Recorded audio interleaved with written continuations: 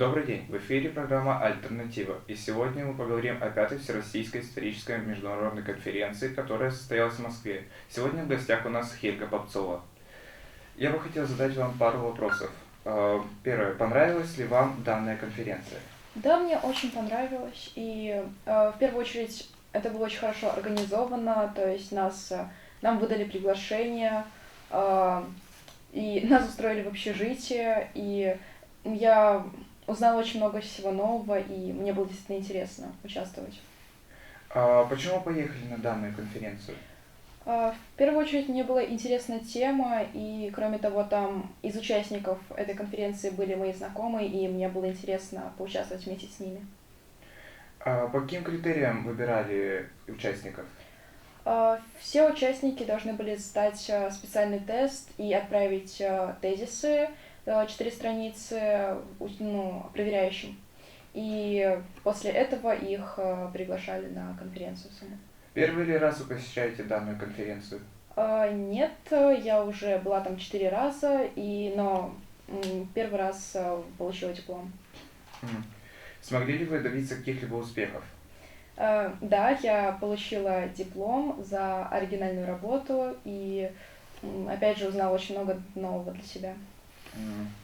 А где вы проживали перед самой конференцией? Ам, Нас устроили в общежитие, там нам дали комнаты, и они были очень удобными, там действительно с комфортом нас устроили. В каком здании проводилась данная конференция? Конференция проводилась в здании МПГУ, насколько я знаю, факультет гуманитарных наук, и нас разделяли по разным секциям, мы были в разных кабинетах. Хельга, вы получили диплом. А за что именно? Я получила диплом за оригинальный доклад. Это не за научность, то есть моя работа не была самой лучшей в плане проработанности или в плане темы, но проверяющим показалась моя работа оригинальной, и я получила за это диплом. А в чем заключалась ваша работа? Я описывала гербы, их происхождение, их историю, и я изучала их развитие и как они повлияли на средневековое общество. Любопытно, а что это за гербы такие? Я изучала тему в общем, не охватывала какие-то конкретные гербы какого-то конкретного народа, и изучала именно их правила составления и, в общем, как они выглядели, как влияли на повседневную жизнь людей в Средневековье. Как именно выглядели данные гербы? У них были определенные правила составления, и, естественно, у них были определенные элементы, которые обязательно должны были быть в гербах. Прежде всего, это щит, который часто делился на несколько частей.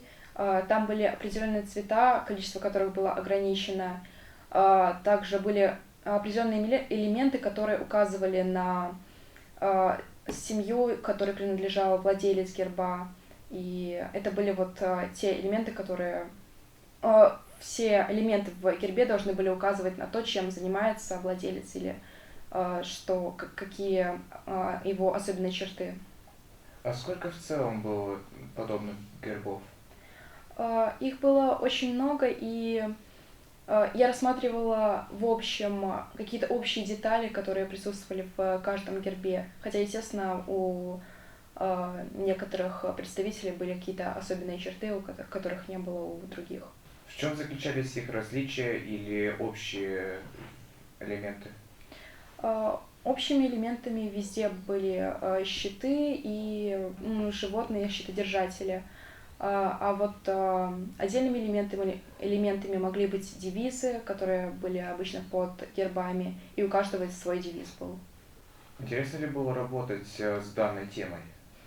Да, мне было очень интересно рассматривать именно эту тему, хотя позже мне сказали, что она не совсем подходила под тему проведения конференции, но эта тема показалась мне самой интересной. А по какой причине она не подходила к теме, которая была на конференции? В тот момент тема конференции была миграция и торговые отношения, и гербы это было не совсем не подходило к этой теме. Ну, я смогла связать это с темой проведения конференции, но все же это было как-то оригинальная тема. А как участников делили по секциям? Рассматривали их общие темы, примерно что они изучают. А откуда вы знаете обо всем этом?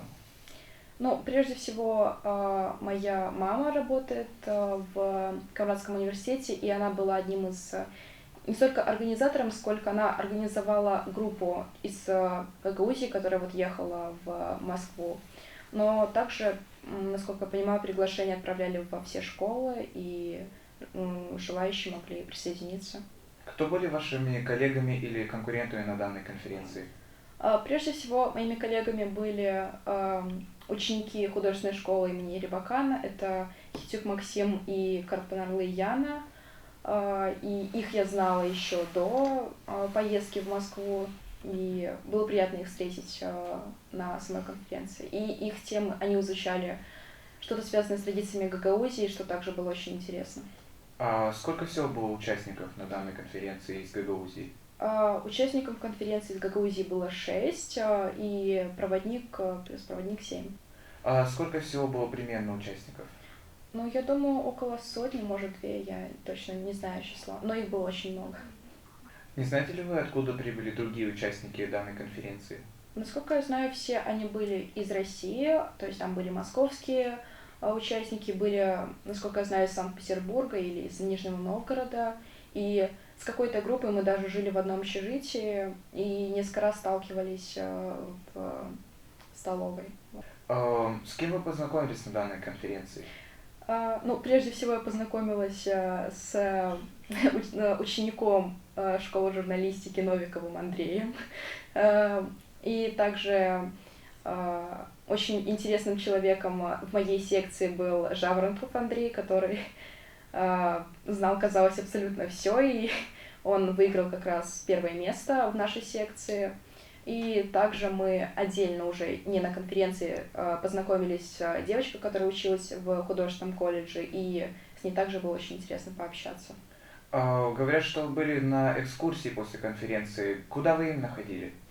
Мы ходили в исторический музей имени Пушкина и также в Третьяковскую галерею. И также это было очень интересным опытом, и мы провели действительно очень хорошее время. А что именно вы нашли интересного в музее Третьякова?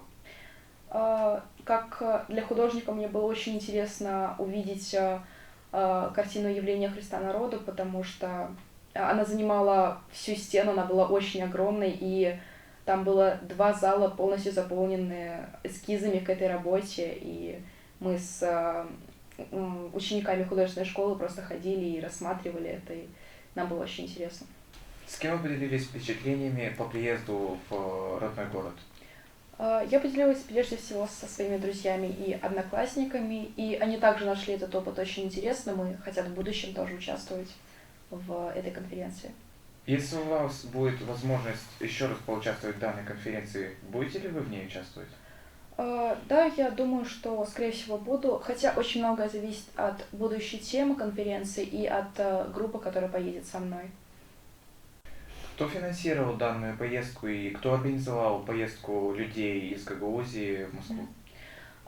За автобус, за саму поездку в Москву каждый платил сам за билеты, но у нас был проводник Алла Павцова, она, естественно, организовала эту группу и также договорилась насчет общежития, и поэтому мы не платили там в самой Москве за место проживания, у нас как бы уже было готово все. А как вы перемещались по Москве? При помощи такси, метро, и платно ли это было? Мы перемещались при помощи метро в основном, но довольно много ходили пешком, и это было действительно очень интересно рассматривать здания какие-то красивые, и особенно ночью там были очень много света, очень красивые места, которые было действительно интересно увидеть. Известно, что вы были в Кремле. Что интересного было там?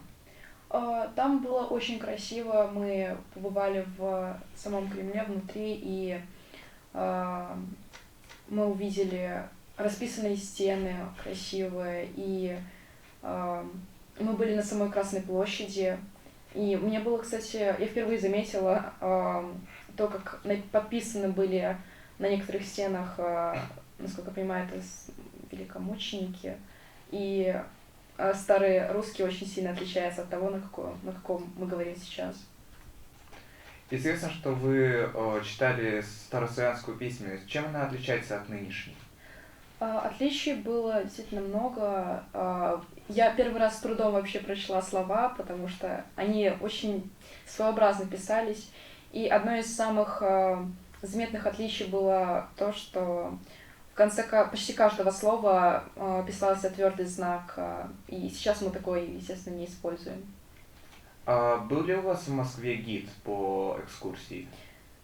Нашим гидом был наш проводник Алла Попцова, которая, опять же, везла нас из Гагаузии в Москву, и она очень хорошо знает и расположение достопримечательностей, и она вот как раз водила нас в музеи и оплачивала наши поездки. А были ли какие-то проблемные ситуации в Москве? Потерялся кто-то или пропал? Нет, таких инцидентов не было. Мы шли общей группой, и из нас никто не терялся. Хотя очень часто в галереях тех же было сложно собраться вместе, потому что все расходились по разным залам, и всем хотелось подольше рассмотреть какие-то картины, и очень сложно было собраться вновь в целую группу и уже уйти. Наша передача подходит к концу. С вами был ведущий Андрей Новиков и участница конференции Хельга Попцова. Наша передача реализована в рамках проекта школы журналистики «Альтернатива». Всем спасибо. До свидания.